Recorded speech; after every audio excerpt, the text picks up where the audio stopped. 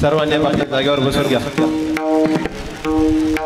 सर्वांनी आपापल्या जागेवर बसून. जय जय कृष्ण हरे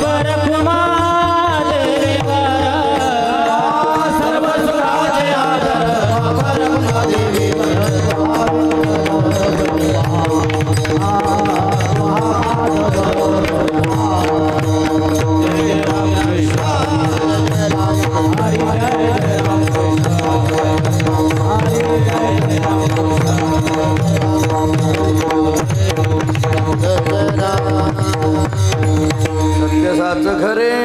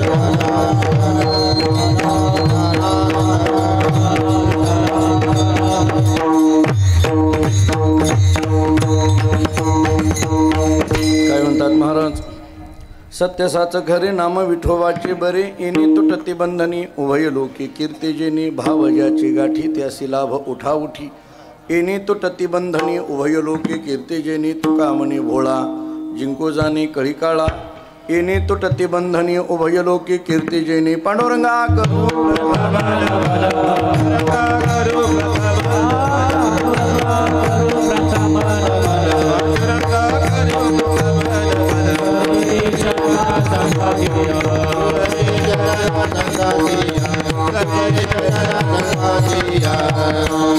गुरुप्रथम मन मन दुसरी चरण संताची, त्यांच्या कृपादानी कथेचा विस्तारू बाबाजी सद्गुरुदास तुका मस्तक हे पायावरी, या वार करी संताची जिने पंढरी सारिखाची आपुला धामण गाव केला, वैकुंठाधिपती श्री विठ्ठल सखा सोयरा जोडीला, जो का भक्त विरक्त भूतळवटी विख्यात हा बोधला, त्या श्री संत सद्गुरु मानकोज चरणी साष्टांग मी घातिला, विठाला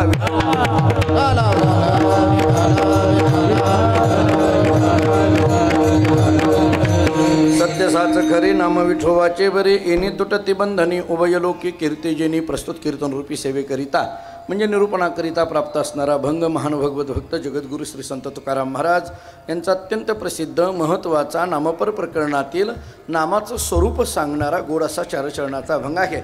या भंगातून जगद्गुरु श्री संत तुकाराम महाराज नामाचं स्वरूप सांगतात 1, नामाचा परिणाम सांगतात 2, नामाची अनुभूती सांगतात 3 आणि नामधारकाचं सामर्थ्य सांगतात 4. विठ्ठला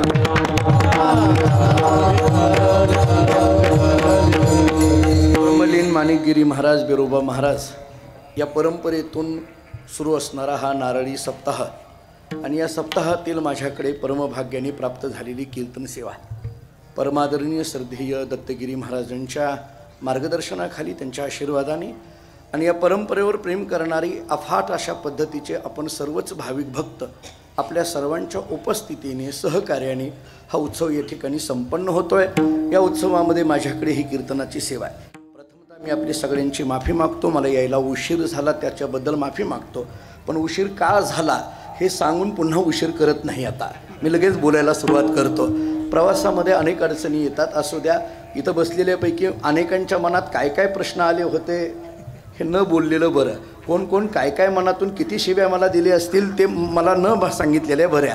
पण काही असो, परंतु या सेवेपर्यंत पोहोचावं. आज खरं तर दशमीचा दिवस आहे आणि अत्यंत पर्वकाळाचा दिवस आहे. मी असं म्हणेल की उशीर जरी झालेला असला तरी मला या निमित्ताने शेवटी का होईना, परंतु इथं येऊन या परंपरेचं या निमित्ताने दर्शन घेता येतं आहे.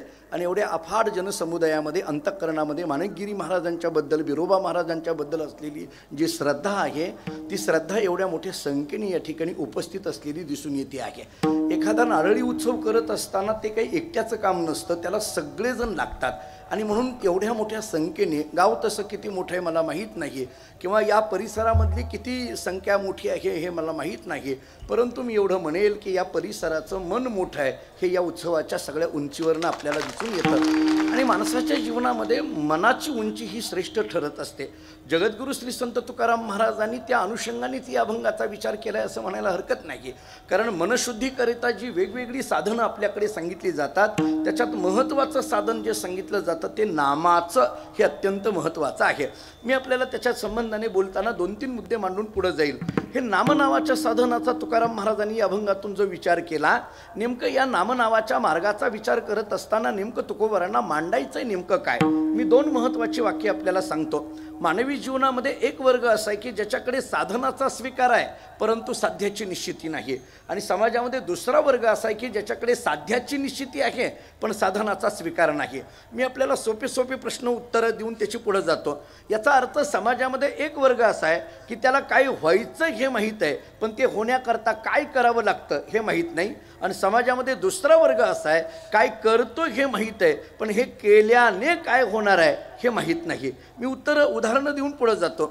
एक वर्ग असा आहे की त्याला काय व्हायचं हे माहीत आहे पण ते होण्याकरता काय करावं लागतं माहीत नाही. अगदी साधं सोपं उदाहरण देऊन पुढे जातो. 4थीचा मुलगा आहे. 4थीच्या मुलाला विचारा तुला मोठेपणी काय व्हायचं, ते लगेच उत्तर देतो कलेक्टर व्हायचं. रोज शाळा बुडवतो. उदाहरण संपलं. कळालं का? पहा, म्हणजे काय व्हायचं हे माहीत आहे, पण ते होण्याकरता काय करावं लागतं हे मात्र माहीत नाही. दुसरा वर्ग असा आहे की त्याला काय करतोय हे माहीत आहे, पण हे केल्याने काय होणार आहे हे माहीत नाही. एखाद्याच्या घरी गेलो, एखाद्या मुलाला विचारलं काय चाललंय, तो म्हणतो 12वीची परीक्षा चालली आहे. आपण लगेच पुढला प्रश्न विचारतो, मग पुढं काय ठरवलंय, तो म्हणतो बघू जमल तसं. हे काही उत्तर आहे का? 12वीच्या विद्यार्थ्यांनी बघू जमल तसं असं उत्तर देऊन जमत नाही. आपल्याकडे त्याला टर्निंग पॉईंट असं म्हटलं जातं. याचा अर्थ एक वर्ग असा आहे त्याला व्हायचं माहीत आहे, पण ते होण्याकरता काय करावं लागतं हे माहीत नाही. दुसरा वर्ग असा आहे काय करतोय हे माहीत आहे, पण हे केल्याने काय होणार आहे हे माहीत नाही. साधनाची आणि साध्याची निश्चिती माणसाच्या जीवनामध्ये फार महत्त्वाची आहे. आणि म्हणून परमात्म तत्व हे जर साध्य असेल तर त्याच्याकरता साधन काय करावं याचा विचार तुकाराम महाराजांनी या अभंगातून केला आहे. विठ्ठल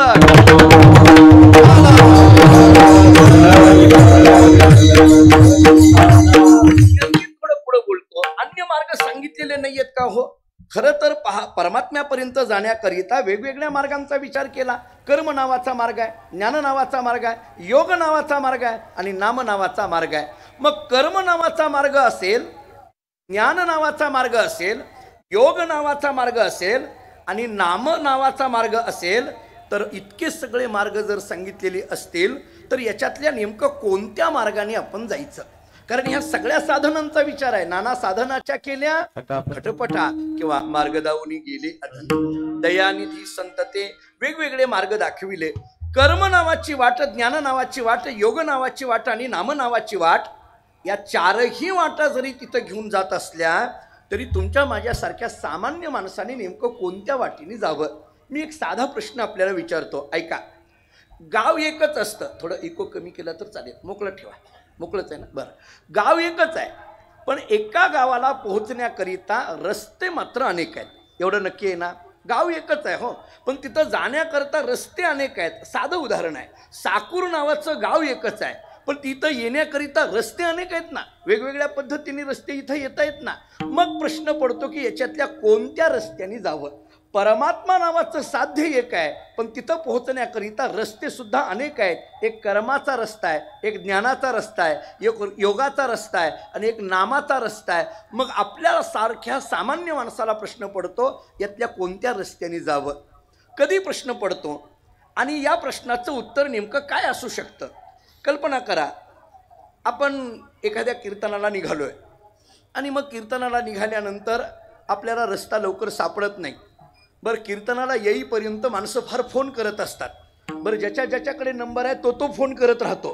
गाडीत कोण कोण आहे तितक्या सगळ्यांना फोन करत राहतो. बरं, गंमत अशी, आता आम्हा सगळ्यांनाच आदरणीय किशोरजी आहेत, सगळे आपण रुपेशजी आहेत, या सगळ्यांना माहीत आहे की बऱ्याच वेळेला कीर्तनाला येईपर्यंत माणसं एवढी फोन करतात, कीर्तन करून गेल्यानंतर महाराज गेले का गेले हे बघायलाही कोणी फोन करत नाही.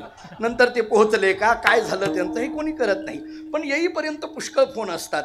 आणि मग एका गावाला मी येऊ लागलोय अशी कल्पना करा, आणि मग रस्ता काही मला सापडेना. बरं, बऱ्याचदा आपण जर अलीकडल्या काळामध्ये हे GPS वगैरे जे काही मॅप वगैरे लावले तर हे रस्ते चुकीच्या ठिकाणी घेऊन जातात. त्याचा अनुभव तासभर झाला मला येतोय.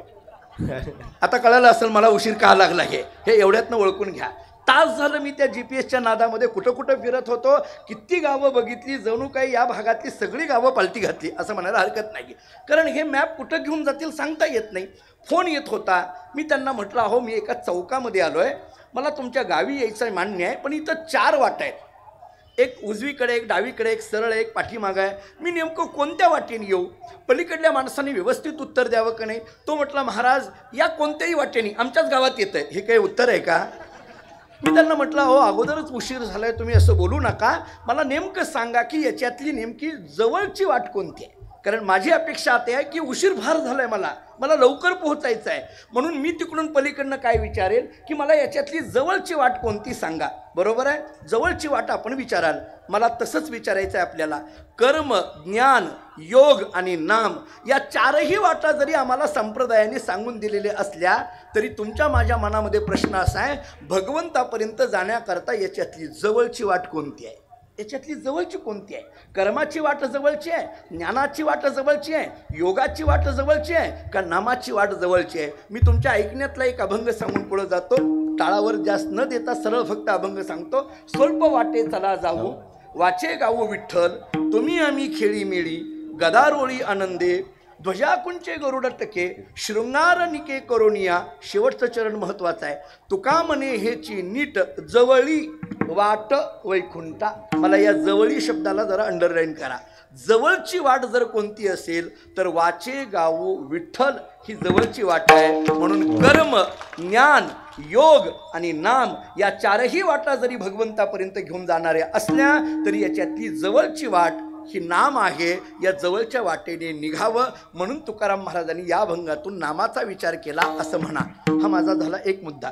पण एवढ्यावर थांबत नाही. आता थोडं तेच उदाहरण घ्या. कोणतं की मी निघालोय प्रवासाला, कीर्तनाला येऊ लागलोय, चौकामध्ये अडकलोय, रस्ते 4 आहेत, मी तिकडून फोन येत आहेत, मी त्यांना विचारलं कोणत्या रस्त्याने येऊ, त्यांनी सांगितलं कोणतेही या. मी त्यांना म्हटलं अहो जवळचा सांगा. मला त्यांनी सांगितलं महाराज एक काम करा, तुमच्या उजव्या हाताला जो रस्ता आहे का नाही तो जवळचा आहे, तुम्ही या.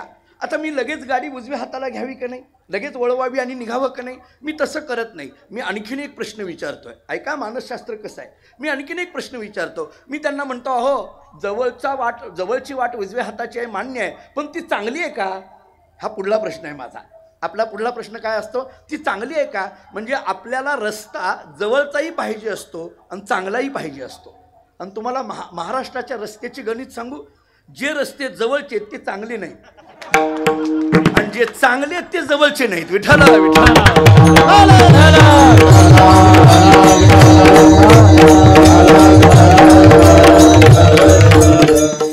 जवळचा म्हणून मी कुठून आलो त्याचा अनुभव मला आहे आता. असो लक्षात आलं. म्हणजे माझा पुढला प्रश्न काय, चांगला आहे का? आता हे उदाहरणातलं आहे ना, हे सिद्धांतात घ्या. पुन्हा आता हे दृष्टांतातलं बाजूला ठेवा, सिद्धांतात या. कर्म ज्ञान योग आणि नाम वाटा किती आहेत? 4. परमात्म्यापर्यंत जाण्याकरता पहिली वाट कर्माची, दुसरी ज्ञानाची, तिसरी योगाची, चौथी नामाची. आता याच्यातली जवळची वाट पाहिजे. जवळची वाट कोणती ठरली आमची? नामाची. झालं ना हो, संपलं. नामाच्या वाटेने जावं ना? नाही.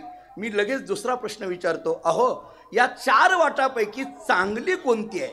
कर्माची वाट चांगली आहे, ज्ञानाची वाट चांगली आहे, योगाची वाट चांगली आहे का नामाची वाट चांगली आहे? चांगला हा शब्द या 4 वाटेमध्ये कोणाला आलाय? केवळ आणि केवळ नामाला आलाय. नाम चांगले माझे कंठी राहो भरे, कीर्तन चांग होय अंग हरिरूप. विठ्ठला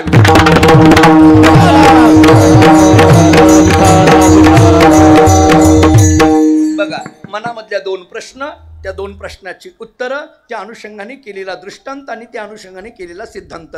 आपला विषय काय चाललाय? आपण रस्त्याने चाललो, चौकामध्ये आलो, गावामध्ये जायचं आहे, पलीकडून विचारलं जवळचा रस्ता कोणता, त्यांनी सांगितलं उजव्या बाजूचा रस्ता जवळचा आहे. मग मी दुसरा प्रश्न विचारला, अहो तो चांगला आहे का? त्या माणसाने सांगितलं महाराज तो चांगला आहे, त्याच रस्त्याने या. झालं. तसं परमार्थामध्ये विचारलं कर्म ज्ञान योग आणि नाम याच्यातली जवळची वाट कोणती? उत्तर काय आलं? नाम. याच्यातली चांगली वाट कोणती? उत्तर काय आलं? नाम. संपलं ना विषय. आता लगेच निघावं ना? नाही. आणखीन एक प्रश्न सांगतो. मानसशास्त्र कसं आहे पहा, आपलं मन कसं आहे. त्या माणसाने मला पलीकडून सांगितलं महाराज उजव्या बाजूचा रस्ता जवळचा आहे, उजव्या बाजूचा रस्ता चांगला आहे. मी तेवढ्यावर थांबत नाही. मी त्यांना विचारला हो एवढा एकच चांगला आहे का बाकी आणखीन कोणते चांगले आहेत?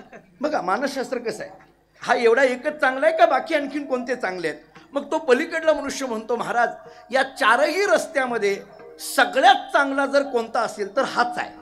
तुम्हाला एक वाक्य सांगू, मानसशास्त्र नीट ऐका. हा रस्ता चांगला आहे हे म्हणणं वेगळं आणि सगळ्या रस्त्यांपेक्षा हाच रस्ता चांगला आहे हे म्हणणं वेगळं. तुम्हाला पटतंय का? बघा वाक्य कोणतं प्रभावी ठरतं. हा रस्ता चांगला आहे हे वाक्य प्रभावी ठरतं का सगळ्या रस्त्यापेक्षा हाच रस्ता चांगला आहे हे वाक्य प्रभावी ठरतं? समजा हे नाही वाक्य कळालं, मी दुसरं बोलतो. तुमची चाल चांगली झाली असं म्हटलं, तुमची चाल चांगली झाली असं म्हटलं, हे म्हणणं याच्यापेक्षा सुद्धा अख्ख्या कीर्तनात तुमच्यासारखी चालच झाली नाही हे म्हणणं कोणतं आवडतं वाक्य? बघा तुम्ही. नाही पटलं मी दुसऱ्या पद्धतीने सांगतो. माझा स्वभाव असा आहे, जोपर्यंत तुम्ही होय म्हणत नाही तोपर्यंत सोडायचं नाही. यांना विचारा सगळ्यांना. किशोर महाराज मान डोलवून होय म्हणत नाही तोपर्यंत सोडत नाही. तुम्हाला जर वाटेल कीर्तन वेळेवर सुटावं, नाही कळालं तरी होय म्हणा म्हणजे सुटा. तुम्हाला आज सांगतो. आता माझा स्वभाव आहे, त्याला इलाज नाही. मी जर एवढी धावपळ करून इथं आलो असेल तर माझं काम आहे तुमच्या पदरात काहीतरी टाकणं. मान्य आहे, मी फार वेळ घेणार नाही, पण जेवढी कमी वेळ आहे माझ्याकडे तेवढ्यात मी जास्त रन काढण्याचा प्रयत्न करेल नक्की. मी आणखीन एकदा सांगतो आपल्याला, म्हणजे गंमत बघा, तुमचं कीर्तन चांगलं झालं या म्हणण्यापेक्षा अख्ख्या सप्ताहामध्ये तुमचंच कीर्तन चांगलं झालं या वाक्याला किती महत्त्व येतं. या वाक्याला किती महत्त्व येतं बघा. काय झालं, एका गावचं कीर्तन करून मी गेलो आणि कीर्तन करून गेल्यानंतर 7 दिवस सप्ताह झाल्यानंतर त्या गावातल्या एका माणसाचा मला फोन आला. तो म्हटला, महाराज तुमचं कीर्तन चांगलं झालं. म्हटलं धन्यवाद. तो म्हटला, नाही नाही, अख्ख्या सप्त्यात तुमचंच एक कीर्तन चांगलं झालं, असं कीर्तनच झालं नाही. मला इतका आनंद वाटला, काय पावती मिळाली याची. म्हटलं त्याचं ऐकून झाल्यानंतर त्याचा फोन झाला की मी त्या गावच्या सप्ताहाच्या कमिटीच्या अध्यक्षाला फोन लावला. माघारी मी अध्यक्षाला फोन लावला. मी कीर्तन करून गेलोय आणि पुन्हा माघारी अध्यक्षाला फोन आला. माझा फोन आल्याबरोबर काय आहे, आपल्या गावातून एखादे कीर्तनकार कीर्तन करून गेल्यानंतर जर त्या कीर्तनकाराचा माघारी फोन अध्यक्षाला आला तर त्या अध्यक्षांना भीती वाटते. आता बघा, तुम्हाला कळालं असेल तर हे बरं, हे फोन बऱ्याच वेळेला मंडपाच्या बाहेर गेले गेले येतात हो, लगेच. म्हणजे ते गावही गाठत नाहीत, बऱ्याचदा असे येतात. ते घाबरले अध्यक्ष. त्यांनी मला विचारलं, का हो महाराज, काय काय काय झालं. म्हटलं काही नाही. झाला का सप्ताह. म्हटलं झाला. म्हटलं कीर्तन कशी झाली. म्हटलं चांगली झाली. म्हटलं माझं कीर्तन कसं झालं. ते म्हटलं चांगलं झालं. म्हटलं नाही हो, तुमच्या गावातल्या त्या माणसाचा फोन आला होता, अख्ख्या सप्त्यामध्ये माझं एकट्याचंच कीर्तन चांगलं झालं असं म्हणत होते. त्या अध्यक्षांनी सांगितलं, महाराज तुमचं कीर्तन चांगलं झालं, पण ज्याचा फोन आला त्याचं फार मनावर घेऊ नका, ती सगळ्याच कीर्तन करायला असं म्हणतंय. तुम्हाला म्हणते अशातला भाग नाही. काही काही माणसं अशी गमतीची असतात महाराज. आता मला आपल्याला बोलायचं आहे, कर्म ज्ञान योग आणि नाम याच्यामध्ये जवळची वाट कोणती आहे. नाम. चांगली वाट कोणती आहे. नाम. पण माझा प्रश्न असा आहे, ही एकच चांगली आहे का आणखीन कोणती चांगली आहे, का सगळ्या वाटांपेक्षा ही चांगली आहे. तेव्हा नारद भक्ती सूत्रातलं एक सूत्र सांगतो. देवर्षी नारद मुनींनी भक्ती सूत्रामध्ये एक सूत्र सांगितलंय, सा तू कर्म ज्ञान योगेभ्या अपि अधिकतरा भक्ती. भक्ती सूत्रामध्ये नाम नावाच्या भक्तीबद्दल बोलताना, कारण भक्ती या शब्दाची व्याख्या करताना नारदांनी अव्यावृत भजनात अशी व्याख्या केली. अखंड नाम चिंतन चालणं याला भक्ती म्हणा. अहर्निशी माझी कथा, अहर्निशी माझी वार्ता, अहर्निशी माते ध्याता, भक्ती नाम ती तत्वता, ही नाद भागवताची भाषा आहे.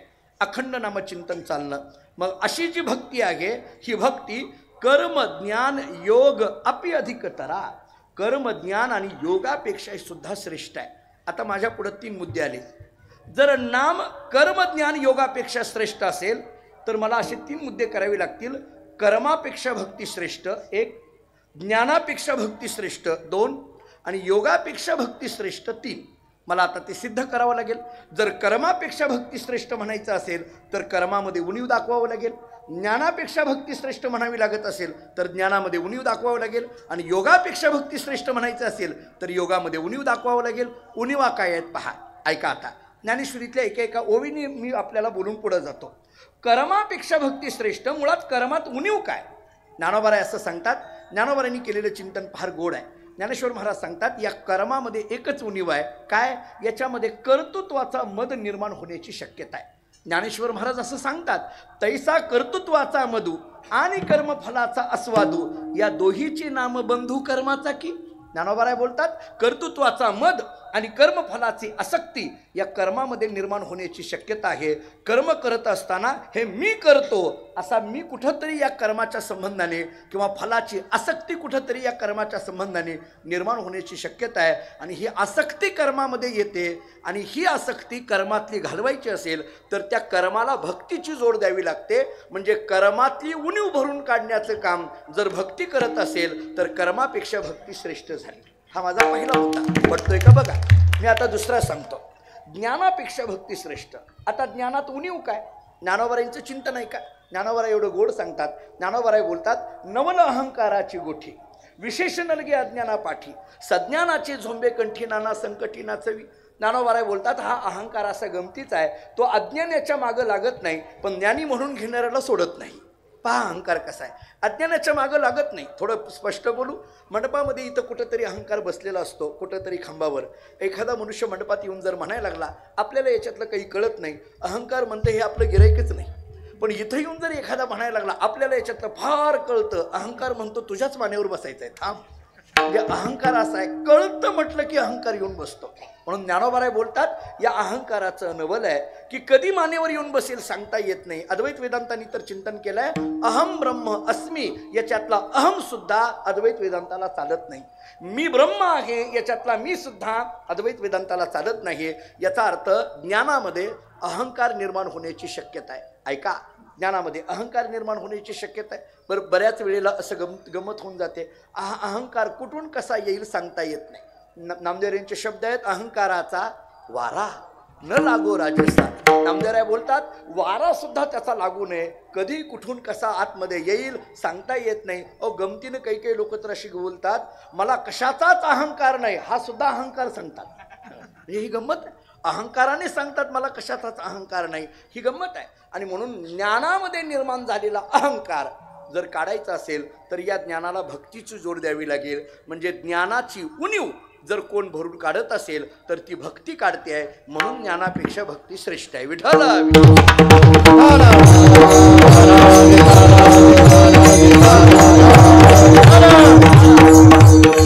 दोन गोष्टी झाल्या, कर्मापेक्षा भक्ती श्रेष्ठ एक, ज्ञानापेक्षा भक्ती श्रेष्ठ दोन. आता राहिला तिसरा मुद्दा कोणता, योगापेक्षा भक्ती श्रेष्ठ. आता योगात उणीव काय आहे याची शोध घ्या. योगाचा विचार जर करायचा झाला तर ज्ञानोबाराय आम्हाला सांगतात योगाची या वाटा जे निघाली गा सुवटा तया दुःखाचीच वाटा भागाली. योगयाग विधी एनेनो हे सिद्धी वायाची उपाधी दंभधर्म असं चिंतन केलं. योगाबद्दल बोलत असताना ज्ञानोबाराय बोलतात तहानिलिया तहानची पियावी आणि भुकेलिया भुकची खावी. जमेल का हो तुमच्या माझ्या सामान्य माणसाला? तहान लागली पाणी पिलो असं समजायचं. ऐका, तहान लागली पाणी पिलो असं समजायचं आपल्याला शक्य आहे का? आपल्याला बाटली लागते पाण्याची, गुळ लागतो, मध्ये मध्ये पाणी प्यायला लागतं. आपल्यासारख्याला ते जमणं शक्य नाही. पण योगामध्ये मात्र तहान लागली पाणी पिलो असं समजायचं, भूक लागली जेवण केलं असं समजायचं. योगामध्ये कुठून ना कुठून तरी दुःख आहे. या योगातलं दुःख निवृत्त करण्याचं सामर्थ्य जर कशात असेल तर ते भक्तीत आहे. मी उदाहरण देतो, थोडं बारीक ऐका. आपल्याला माहीत असेल नवनाथांपैकी गहिनीनाथ आणि संत कबीरजी एकदा एका समुद्राच्या काठावर दोघांची भेट झाली. जुने कीर्तनकार फार गोड उदाहरण द्यायचे. मी वारकरी परंपरा आणि फड परंपरा चालवत असल्यामुळे माझी एक श्रद्धा अशी आहे, जुन्या मंडळींनी जर एखादी गोष्ट किंवा एखादी कथा सांगितलेली असेल, जी काही आपली पूर्वसूरी आहेत पूर्वज आहेत त्यांनी जर सांगितलेली असेल तर ती कथा कोणत्या ग्रंथात आली हे विचारायचं नाही, त्यांच्या मुखातून आली ना हाच त्याला आधार, दुसरा आधार शोधायचा. मी आपल्याला अशी अनेक वैकुंठवासी दांडेकर मामांनी जर एखादी उदाहरण दिलं असेल, वैकुंठवासी जगन्नाथांनांनी एखादं उदाहरण दिलं असेल, वैकुंठवासी विठ्ठलबुवा घुलेंनी एखादं उदाहरण दिलं असेल, आमच्याकडे फड परंपरेमध्ये वास्कर महाराज, देहूकर महाराज, नामदास महाराज किंवा गड परंपरेमध्ये अशी वेगवेगळी परंपरा आहेत, याच्यामध्ये जर एखादं उदाहरण आलं असेल तर ते कोणत्या ग्रंथात हे शोधायचं नाही. परंपरेने काही काही गोष्टी त्या ठिकाणी त्याच सांगाव्या लागतात. थोडं पुढं बोलू. जसं काही काही सिद्धांताला तेच दृष्टांत देणं गरजेचं आहे, तसं मला असं वाटतं काही काही अभंगाला त्या त्या प्रमाणाला त्याच चाली म्हटलं तर गोड लागतात.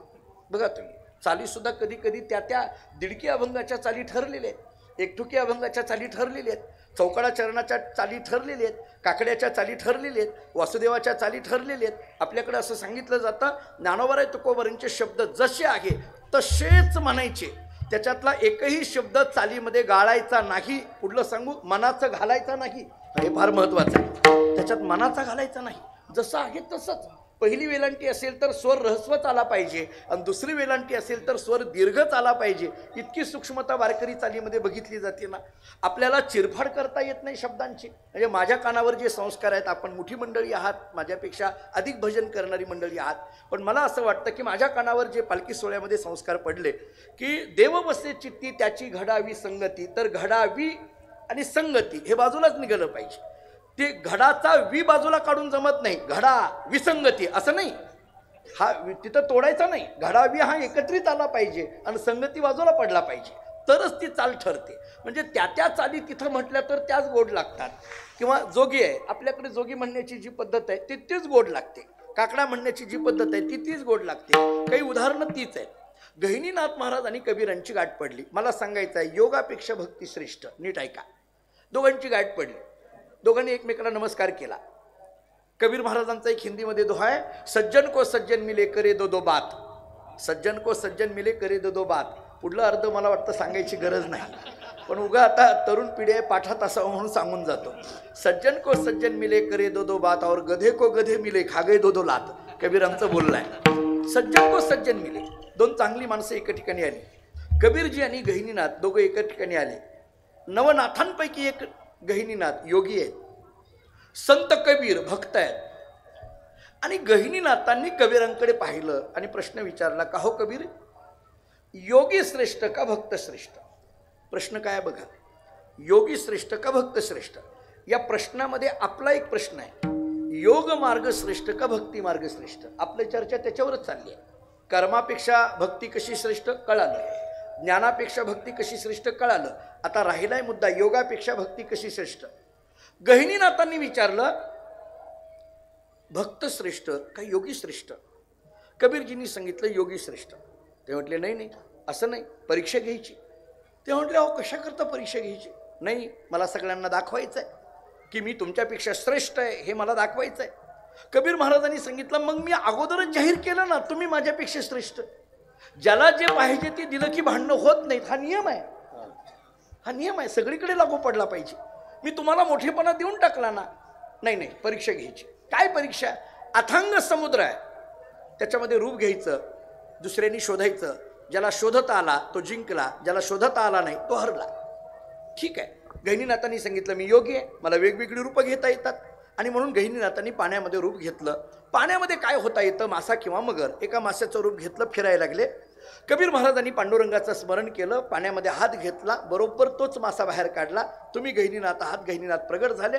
गहिनीनाथांना आश्चर्य वाटलं, चांगलं तुम्हाला कळतंय की? म्हटले काही हरकत नाही, आता तुम्ही रूप घ्या, मी शोधतो. कबीर महाराजांनी पाण्यामध्ये रूप घेतलं, गहिनीनाथांनी शोधायला सुरुवात केली. 1 तास झाले, 2 तास झाले, 3 तास झाले, कुठंही कबीरांचा अंश दिसेना. सर्व मासे मगरी सगळ्या पाहिल्या. शेवटी 3 तासानंतर गहिनीनाथांनी दोन्ही हात जोडले आणि सांगितलं, कबीरजी तुम्ही जिथून असताल तिथून प्रगट व्हा. कबीरजी प्रगट झाले. गहिनीनाथांनी कबीरांना प्रश्न केला, कबीरजी पाण्यामध्ये मासा किंवा मगर होता येतं? एवढा वेळ तुम्ही पाण्यामध्ये काय झाला होता? मासाही नाही मगरही नाही, काय झाला होता?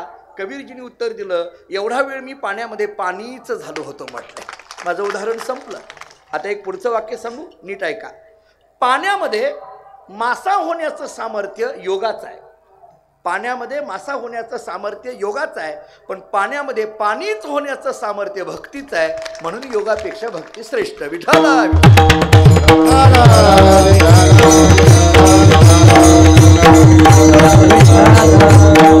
म्हणून कर्म ज्ञान योग अपि अधिकतरा भक्ती. 3 प्रश्न होते, तिन्हीची उत्तरं मिळाली. कर्म ज्ञान योग या याच्यामध्ये सोपा मार्ग नामाचा आहे, चांगला मार्ग नामाचा आहे. या 3ही मार्गापेक्षा चांगला मार्ग नामाचा आहे. आता प्रश्न पडला की हे नाम नेमकं आहे तरी कसं? ज्या नामाबद्दल इतकी प्रस्तावना आत्तापर्यंत झाली ते नाम नेमकं आहे तरी कसं? अखंड ज्या नामामध्ये जगद्गुरु तुकाराम महाराज आहेत. कुणीतरी तुकाराम महाराजांना विचारलं, महाराज कर्मज्ञान योगापेक्षा जे नाम श्रेष्ठ आहे ते नाम चांगलं आहे का वाईट आहे? सत्य आहे का असत्य आहे? खरं आहे का खोटं आहे? अभंगाचं पहिलं सत्य साच खरे, सत्य साच खरे, सत्य साच खरे, सत्य साच खरे,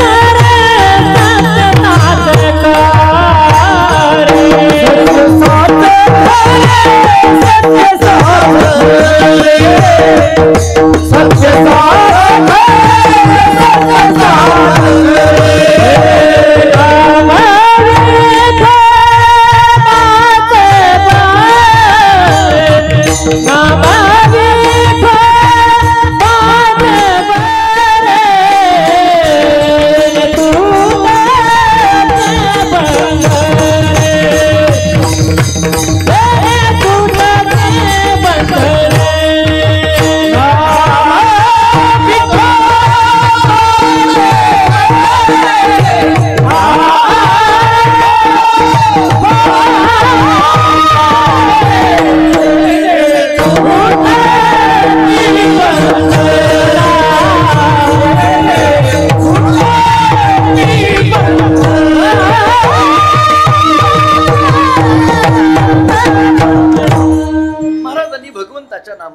स्वरूप सांगितलं. सत्य साच खरे नाम विठोबाचे बरे. याचा अन्वय असा करा, सत्य साच खरे बरे नाम विठोबाचे. 4 शब्द एकत्रिताना. आता सत्य म्हणजे काय, साच म्हणजे काय, खरं म्हणजे काय आणि बरं म्हणजे काय, हे 4 शब्द कळाले. भगवंताच्या नामाचं स्वरूप कळालं. पहिला शब्द घ्या, सत्य. मुळात सत्य शब्दाचा अर्थ काय, मी 2-3 पद्धतीने पटवून देतो, ऐका. एक थोडा वेदांताच्या दृष्टीने देतो, थोडा अवघड वाटेल पण सोपा करून सांगतो. सत्य शब्दाचा विचार करताना वेदांतांनी असं सांगितलंय, जिथं भेद नाही, परिच्छेद नाही, अभाव नाही, त्याला म्हणा सत्य. ऐका, स्वगत सजातीय विजातीय भेद नाही, कालपरिच्छेद वस्तुपरिच्छेद देशपरिच्छेद नाही, प्रागभाव प्रध्वंसाभाव अन्योन्याभाव नाही, त्याला म्हणा सत्य. आता उलटा प्रश्न की इथं भेद का नाही, नामाच्या ठिकाणी भेद का नाही, नामाच्या ठिकाणी परिच्छेद का नाही आणि नामाच्या ठिकाणी अभाव का नाही, त्याची उत्तरं देताना एका एका वाक्यात देतो. भगवंताचं नाम एक आहे म्हणून भेद नाही, भगवंताचं नाम व्यापक आहे म्हणून परिच्छेद नाही आणि भगवंताचं नाम भावरूप आहे म्हणून अभाव नाही. असं वेदांतामध्ये बोलता येण्यासारखं आहे आपल्याला. नाम एक आहे. रोज हरिपटामध्ये आपण बोलतो, एक तत्व नाम दुर्लधरी म्हणा, हरिसी करुणा येईल तुझी. भगवंताचं नाम कसं आहे, एक आहे. एक धरीला चित्ती आम्ही रखो माईचा पती. या सगळ्या प्रमाण किंवा एकमेव अद्वितीयम ब्रह्म असा एकाच्या संबंधाने विचार केला जातो. ऐका, भगवंताचं नाम हे एक आहे. थोडं आणखीन गमतीने पुढचं वाक्य बोलू. भगवंताचं नाम एक आहे. ऐका, एक आहे. हा एक शब्द 2 पद्धतीने वापरायचा आहे. एक संख्यावाचकतेच्या दृष्टीने वापरायचा आणि दुसरा स्वरूपवाचकतेच्या दृष्टीने वापरायचा आहे. आणखीन थोडं पुढं बोलतो. कुणाला तरी मनामध्ये एखादा प्रश्न येईल इथं बसलेल्यापैकी, का हो महाराज तुम्ही एवढा वेळ झालं नामाबद्दल बोलताय, मग इतर साधनं महत्त्वाची नाही आहेत का, कर्म ज्ञान योग ही महत्त्वाची नाही आहेत का? तुम्ही जर इतका वेळ नामाबद्दलच बोलत असाल तर इतर साधनांना महत्त्व नाही आहे का, त्याला काही किंमत नाही आहे का? मी 2 वाक्य सांगतो. कर्म ज्ञान योग ही जी इत्यादी साधनं आहेत त्या साधनांना किंमत नाही असं माझं पहिलं वाक्य आहे आणि किंमत आहे असं माझं दुसरं वाक्य आहे. मी दोन्ही वाक्य बोलतो. तुम्ही म्हणाल काय हे दोन्हीकडून तुम्हीच बोलायला लागलात, वकील लोकांचं कामच ती असतंय. जाऊ द्या आता हे. हां, तर दोन्हीकडनं बोलावं लागतंय. बाकीच्यांना नाही कळणार, मी वकील आहे. विठ्ठल विठ्ठल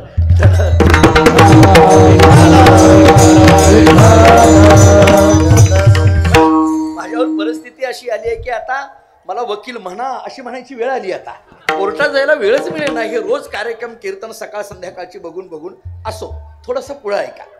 मी दोन्ही वाक्य सांगायला लागलो. जरी मी दोन्ही वाक्य बोलत असलो तरी मला त्याच्याकरता पटवून द्यायचं आहे.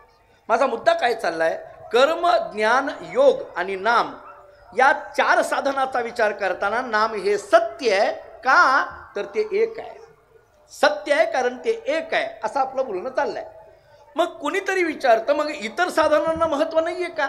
माझा मुद्दा होता महत्त्व आहे आणि माझा मुद्दा होता महत्त्व नाही. कधी महत्त्व आहे आणि कधी नाही. एक दोहा सांगतो कबीर महाराजांचा, बारीक ऐका, फार गोड आहे दोहा. कबीर महाराज असं सांगतात, राम नाम को अंक है सब साधन है सुन, अंक गए कछु हाथ नहीं अंक रहे 10 गुण. नीट ऐका, राम नाम को अंक है सब साधन है सुन, अंक गए कछु हाथ नहीं अंक रहे 10 गुण. मला असं सांगायचं आहे, इतर साधनं ही शून्य आहेत. इतर साधनं ही शून्य आहेत. मग शून्याला काही किंमत असते का? इतर साधनांना कर्मज्ञान योगाला जर कबीर महाराज शून्य म्हणत असतील, सब साधन है सुन हा जर शब्द कबीर महाराजांचा असेल तर याचा अर्थ या सगळ्या साधनांना शून्य कबीर महाराज म्हणतात. मग मला सांगा शून्याला काय किंमत आहे? बोलून तुम्हाला मला सांगा, मी हातावर 5 शून्य काढले आणि म्हटलं मी तुम्हाला 5 शून्य देतोय, काय अर्थ आहे त्याच्यात? 5 शून्य दिले काय, 10 शून्य दिले काय, काय अर्थ राहणार आहे? शून्य शून्यच आहे. आता नीट ऐका. पण कबीर महाराज सांगतात याच्यात राम नाम को अंक है सब साधन है सुन, अंक गए कछु हाथ नहीं अंक रहे 10 गुण. या शून्याला कधी किंमत आहे? याच्या पुढे अंक असेल तर. अंक नसेल तर याला काही किंमत नाही. मी उदाहरणच देतो, इथं गणितच देतो. हातावर मी 1 काढलं आणि याच्यावर 1 शून्य दिला, किती झालं? 10. 2 शून्य दिले, किती झालं? 100. 3 शून्य दिले, किती झालं? 1000. 4 शून्य दिलं किती झालं? बस झालं.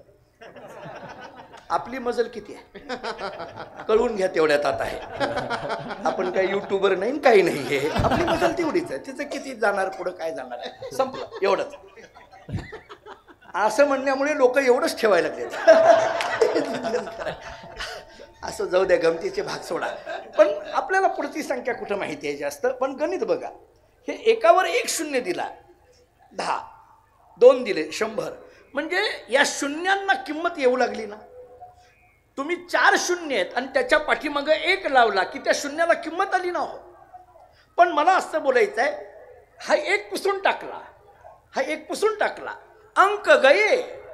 कबीरजी सांगतात कचू हात नाही. मी याच्यातला 1 पुसून टाकला काय राहिलं सांगा? शून्य. अहो नाही 4 शून्य राहिले. अहो काय राहिलं किंमत? 4 राहिले काय आणि 5 राहिले काय? काय किंमत राहिली? अंक गेल्यानंतर या शून्याला काही किंमत नाही.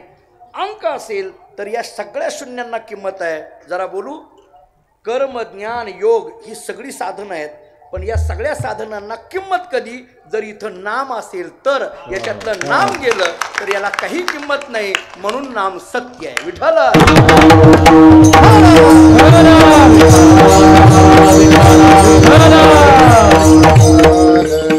एक विचार आणखीन एक विचार सांगतो. मी ज्ञानोबारांचा एक अभंग सांगतो. आपण सगळी सुज्ञ श्रोत आहात. ज्ञानोबारा इतकं गोड बोलतात. शरीर आटे संपत्ती आटे हरिनाम नाटे ते बरवे. ज्ञानोबाराय बोलतात शरीराचा नाश होणार आहे संपत्तीचा नाश होणार आहे नामाचा मात्र कधीही नाश होत नाही म्हणून हे अविनाशी आहे म्हणून याला सत्य म्हणा. अवघाची आकार ग्रासीला काळी एकची निराळे हरीचे नाम. सगळा आकार काळाने ग्रासीला पण एकची निराळे हरीचे नाम म्हणून याला सत्य म्हणा. किती गोष्टी झाल्या? 2 गोष्टी झाल्या. पहा भगवंताचं नाम एक आहे म्हणून त्याला सत्य म्हणा. भगवंताचं नाम अविनाशी आहे म्हणून त्याला सत्य म्हणा. आणखीन एक सांगतो भगवंताच्या नामाची गोडी प्रत्येक क्षणाक्षणाला वाढते आहे म्हणून सत्य म्हणा. कळतंय का? बघा प्रत्येक क्षणाक्षणाला वाढते आहे. नारदानी भक्तिसूत्रामध्ये सूत्र असं दिलंय प्रत्येक क्षण वर्धमान. याला तुकोवरांचं प्रमाण असं आहे विटे ऐसे सुख नोहे भक्ती रस पुढता पुढती आस सेवावी किंवा रसना येरा रसा विटे आणि घेता घोटे अधिक हे. महाराज सांगतात किती जरी घेतलं तरी घ्यावं वाटतं. कंटाळा येतो का कधी? मी एवढी आज संख्या माझी नजर जिथपर्यंत आहे तिथपर्यंत आपण उपस्थित आहात. मोठ्या तन्मयतेने आपण ऐकत आहात. गेली तास दीड तास झालं अगोदरच उभा आहात आणि आणखी बसलेले आहात उभे आहेत आणि आणखीन मन लावून ऐकताय. मी आपल्या सगळ्यांना एक प्रश्न विचारतो. रामकृष्ण हरी या शब्दाचा कधी कंटाळा आला का आतापर्यंत? बरं मी दुसरा प्रश्न विचारतो. इथं कीर्तनाला येण्याच्या ऐवजी अगोदर पंचपदी म्हटली जाते. त्याच्यामध्ये सुंदरते ध्यान बहुतांशी अभंग आपल्याकडे ज्या त्या परंपरा कोणाकडे सुंदरते ध्यान कोणाकडे रूप पाहता जे काही परंपरा असेल ते असेल. पण मला आपल्या एवढ्या सगळ्या संख्येला विचारायचं आहे सुंदरते ध्यान उभी विटीवरी या अभंगाचा कधी कंटाळा आला का? आपण रोजच काल बी तोच म्हटला होता पंचपदीत परवाही तोच आहे उद्याही तोच आहे. 16वं वर्ष आहे हे. गेली 16 वर्ष झाला हा अभंग म्हटला जातो. कधी कंटाळा आला का? सुंदरते ध्यान उभी विटीवर या अभंगाचा कधी कंटाळा आला का? थोडं माफी मागून बोलतो एखाद्या वेळेस या अभंगाला चाल लावणाऱ्याचा कंटाळा येतो. मी तुमच्याकडे बघत नाही आणि बहुतेक तो कंटाळा आलाय लोकांना. मगाशी किती वेळ झाला किशोर महाराजांनाच बघायचं असं झालं होतं तसं नाही असं नाही. पण त्या अभंगाचा कंटाळा नाही. चाल बदला असं म्हटलं जाईल पण अभंगच बदला असं कधी म्हटलं जातं का? नाही. उलट त्याच्यातली गोडी प्रत्येक क्षणाक्षणाला वाढते आहे. मला असं बोलायचं आहे की जिथं प्रत्येक क्षणाक्षणाला गोडी वाढते आहे ते भगवंताचं नाम आहे म्हणून त्याला सत्य म्हणा. विठ्ठल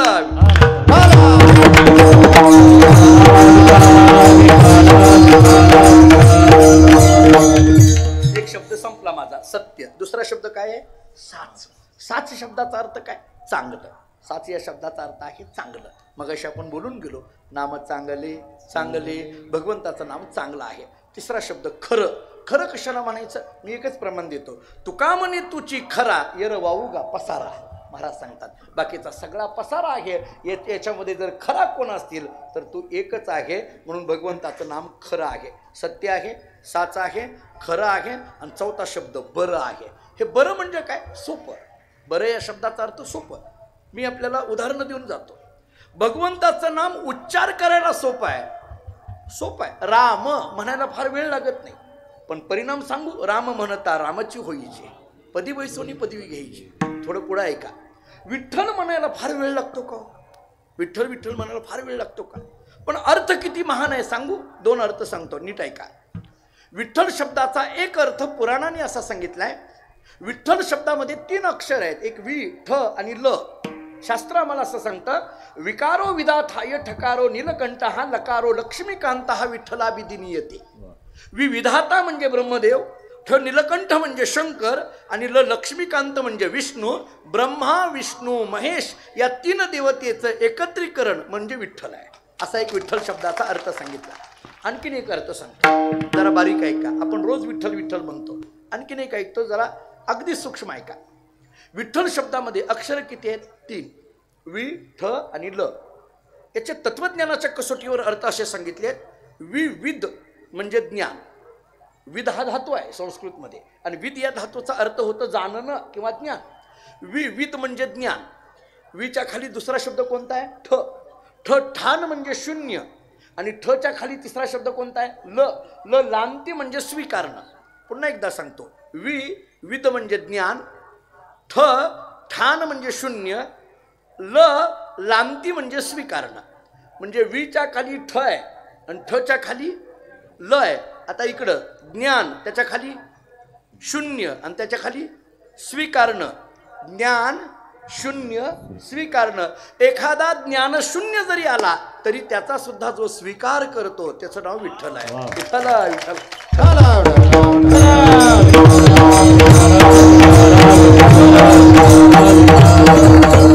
महाराजांचंच प्रमाण आहे. मूड पापी जैसे तैसे उतरे कासे लापू. जैसे तैसे मध्ये हे बसवा. आता मूड आणि पापी तर कळतंय.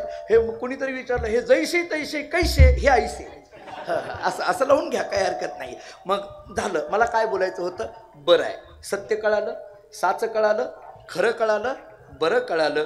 कुणीतरी महाराजांना विचारलं, महाराज भगवंताच्या नामाचं स्वरूप कळालं, पण भगवंताच्या नामाचा परिणाम काय? महाराजांनी 2 परिणाम सांगितले अभंगाच्या दुसऱ्या चरणात.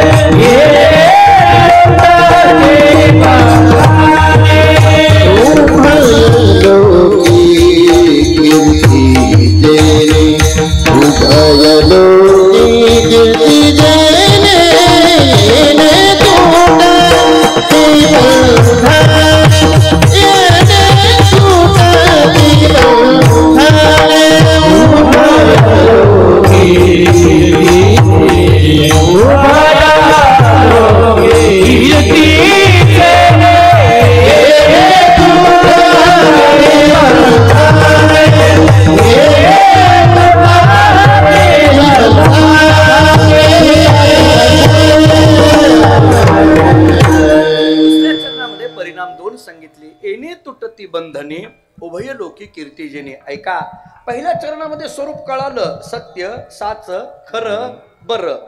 आता दुसऱ्या चरणामध्ये फायदा म्हणजे परिणाम, 2 परिणाम.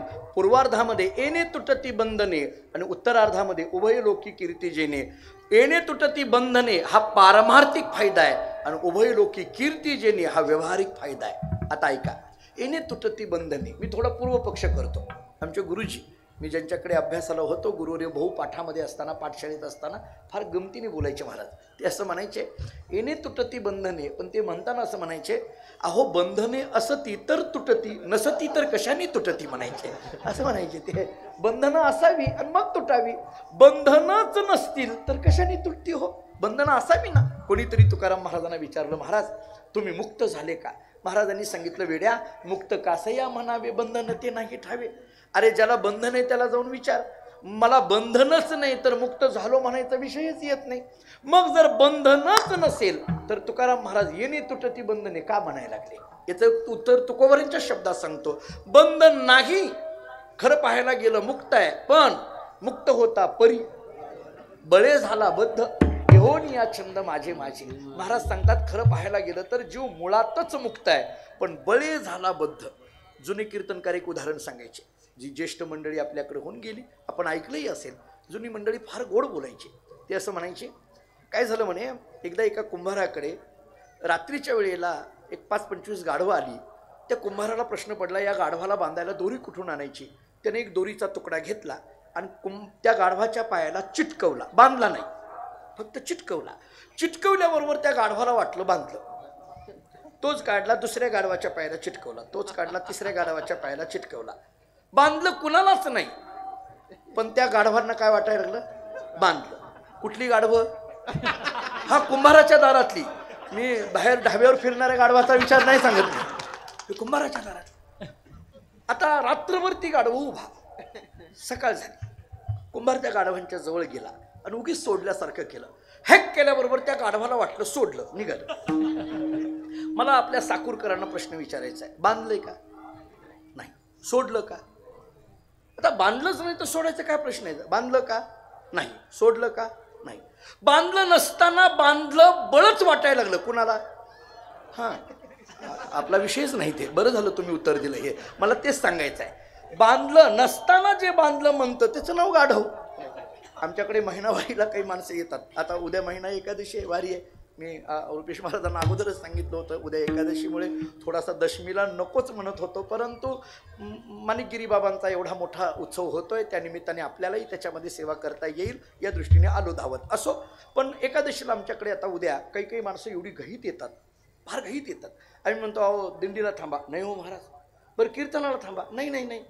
मी म्हटलं अहो बरं फराळ करून जा. तो म्हटला महाराज तुम्हाला काय माहिती आहे आम्ही किती बांधलो, तुम्ही काही मोकळे. मला म्हणायला लागला आम्ही किती बांधलो. बांधलो नसताना वेदांत सांगू आपल्याला, वेदांत शास्त्र सांगता आत्मस्वरूप कशानेच बांधलेलं नाही. अन्नमय कोश, प्राणमय कोश, मनोमय कोश, विज्ञानमय कोश, आनंदमय कोश, या पंचकोशाच्या पलीकडे जे तत्व आहे ते आत्मतत्व आहे. ते कशानेही बांधलेलं नाही. बांधलं नाही पण बांधलं असं म्हणायला लागला, म्हणून त्याला परिणाम किंवा साधन सांगावं लागलं. येणे तुटती बंधने. नाही पण मानायला लागला ना, मग हे आहे येणे तुटती बंधने उभय लोके कीर्ती जेणे. महाराजांना एकाने विचारलं, महाराज नामाचं स्वरूप काय? तुम्ही सांगितलं सत्य, साच, खरे, बरे. नामाचा परिणाम काय? दुसऱ्या चरणात सांगितला येणे तुटती बंधने उभय लोकी कीर्ती जेणे. आम्हाला प्रश्न तिसरा विचारायचा आहे, या नामाची अनुभूती काय? अभंगाचं तिसरं भगवान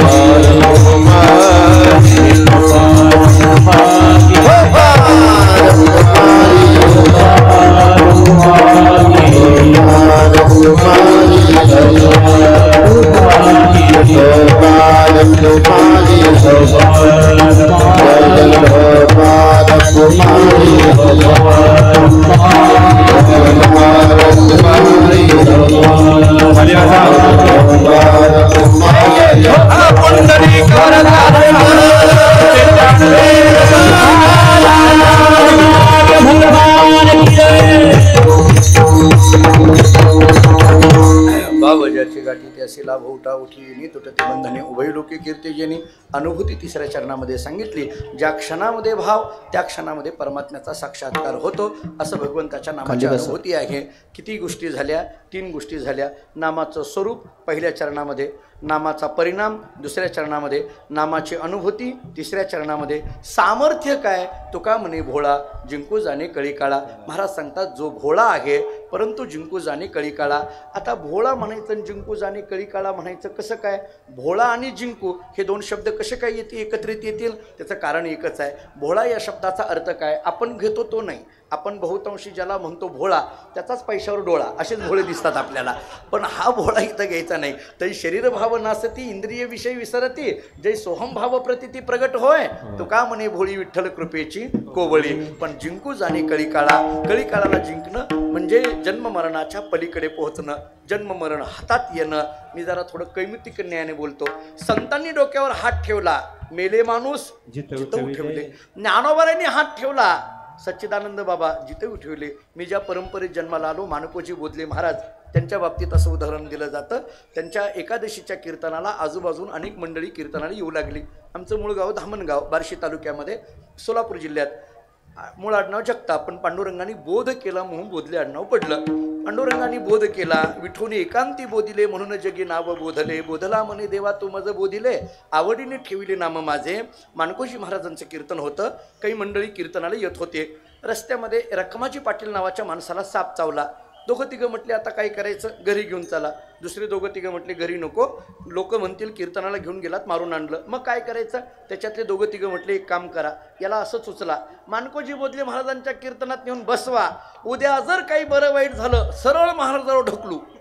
हे महाराजावर ढकलण्याचा कार्यक्रम तेव्हापासून चालत आलाय. हे आजच यशातला भाग नाही. काही ढकलतात आमच्यावर. आणलं महाराजांच्या कीर्तनात आणून बसवलं. महाराजांनी सांगितलं लागून या पाया विनवित तुम्हा करे टाळी बोला मुखी नाम. सगळ्याला नाव घ्यायला सांगितलं. 2-3 उठले म्हणायला लागले महाराज हा रखमाजी काही बोलत नाहीये. महाराजांनी सांगितलं झोपला असेल उठवा. दुसरे 2-3 म्हटले नाही नाही महाराज उठत नाही बोलत नाही चालत नाही बघत नाही बसत नाही काहीच करत नाही. महाराजांनी सांगितलं अरे असं कसं काय. दुसरा म्हटला महाराज मगापर्यंत बरा होता तुमच्या कीर्तनात असं झालंय. माणकोजी महाराज चालू कीर्तनात त्याच्याजवळ गेले. नीट ऐका. माणकोजी बोधले महाराज चालू कीर्तनात त्याच्याजवळ जातात. त्या रखमाजी पाटलाच्या डोक्यावर हात ठेवतात आणि म्हणतात अरे रखमाजी कीर्तनात कुठं झोपायचं असतं का. उठ म्हटल्याबरोबर मेलेला रखमाजी पाटील कीर्तनात टाळ्या वाजवायला लागला. भगवंताचं भजन करायला लागला. मग मला म्हणायचं आहे त्यांनी जर डोक्यावर हात ठेवला तर मेलेला माणूस जिवंत होत असेल तर ते स्वतः जिंकू जाणे कळी काळा याच्यात का जाणार नाहीत. आता ही गोष्ट वेगळी आहे. संतांनी डोक्यावर हात ठेवला की मेलेला जिवंत होतो. आम्ही डोक्यावर हात ठेवला की जिवंत असलेला मरतो. विचारच करत नाही. याचं कारण आमच्या हातात ताकद नाही. घरी जा. घरी गेल्यावर गाथा उघडा अनेक अभंग वाचा. गेही गेही माझे वाचे गोड नाम विठोबाचे. या अभंगाप्रमाणे सर्व इंद्रिय जर आपली नामस्मरणात असतील नक्की ओळखा आपला परमार्थ योग्य पद्धतीने चाललेला आहे. आपण परमार्थ करतो आहोत याची पोचपावती म्हणजे काय आपल्या सर्व इंद्रियाला भगवत नामाची गोडी लागणं. मला असं वाटतं भगवत नामाची गोडी लागणं हीच खऱ्या अर्थाने या सप्ताहाची यशस्वीता आहे. माणिकगिरी बाबांना तेच खऱ्या अर्थाने अभिप्रेत आहे. आपण या सप्ताहामध्ये एवढ्या मोठ्या संख्येने सहभागी आहोत. आज एवढा मोठा उत्सव नारळी उत्सव या ठिकाणी माणिकगिरी बाबांचा विठोबा महाराजांचा होतो आहे. परमपूज्य श्रद्धेय सद्गुरू श्री दत्तगिरी महाराज यांच्या उपस्थितीमध्ये त्यांच्या मार्गदर्शनामध्ये त्यांच्या आशीर्वादाने हा उत्सव संपन्न होतोय. आदरणीय हरिभक्तीपरायण रुपेश महाराजांनी फार आग्रहाने माझ्याकडे ही सेवा दिली. मलाही त्यामध्ये सहभागी होता आलं. मी पुन्हा म्हटलं की आपल्याला क्षमा अगोदरच मागितली. मला यायला थोडा उशीर जरी झालेला असला विशेष करून मी गायक वादकांची क्षमा मागतो कारण आपल्याला खूप वेळ ताटकळत उभं राहावं लागलं. परंतु शेवटी आपलीच माणसं आपल्याला स्वीकारू शकतात असं म्हणायला आल्यानंतर मी सगळ्यांना बघितलं म्हटलं हे आपलेच आहेत काही हरकत नाही. कारण बऱ्याचदा फार नाहीतर गोंधळ होऊन जातात हे. पण ही सगळी जीवापाड प्रेम करणारी आहेत. वारकरी संप्रदाय या सगळ्या मी तर महाराज एक वाक्य बोलेल एवढ्या गोड आवाजाची एवढ्या गोड हाताची माणसं संप्रदायात आहेत. हे संप्रदायाचं वैभव आहे महाराज. आणि म्हणून या सगळ्या तरुण मंडळींना सुद्धा आणि आपण सगळी अनेक तरुण श्रोते इथं उपस्थित आहेत. मला आज एवढा आनंद आहे. खरं तर मला खूप बोलायचं पण वेळ माझ्या हातात कमी आली, कारण एवढे सगळे तरुण ऐकायला एरवी आम्हाला भेटत नाहीत. म्हणजे आमच्याकडे बऱ्यापैकी 8 वर्षाच्या अलीकडले नाहीतर 80 वर्षाच्या पलीकडले असं होतं, पण हा सगळा तरुण वर्ग दिसून येतो. आणि मला वाटतं या उत्सवाची सगळी जबाबदारी या तरुण वर्गाने हातात घेतलेली आहे हे याच्यावरून जाणून येतं. आणि म्हणून सगळ्या युवकांना खऱ्या अर्थाने आपल्या स्वामी विवेकानंदांनी युवक शब्दाचा अर्थ फार गोड सांगितला आहे महाराज. ते असं म्हणतात, युवक म्हणजे 3 अक्षर आहेत, यु व आणि क. यु शब्दाचा अर्थ युधिष्ठिर, व शब्दाचा अर्थ वशिष्ठ आणि क शब्दाचा अर्थ कर्ण. युधिष्ठिराची सत्यता, वशिष्ठांचं ज्ञान आणि कर्णाचं दान म्हणजे भारतीय संस्कृतीतला युवक आहे. मला वाटतं ही युवा शक्ती माणिकगिरी बाबांच्या आणि विठोबा महाराजांच्या आशीर्वादानं या ठिकाणी तयार झालेली आहे. त्यांच्यावर त्यांचे आशीर्वाद राहावे अशी भावना व्यक्त करतो. साकूर आणि परिसर या सगळ्यांच्या चरणी नतमस्तक होतो. झालेली सेवा ज्ञानोबाराय तुकोबारायांच्या चरणी, मी ज्या परंपरेत जन्माला आलो त्या माणकोजी गोदले महाराजांच्या चरणी, बाबांच्या चरणी, विठोबा महाराजांच्या चरणी आणि पूज्य श्री महाराजांच्या चरणी सेवा समर्पित करतो. याच ठिकाणी थांबतो. ज्ञानेश्वर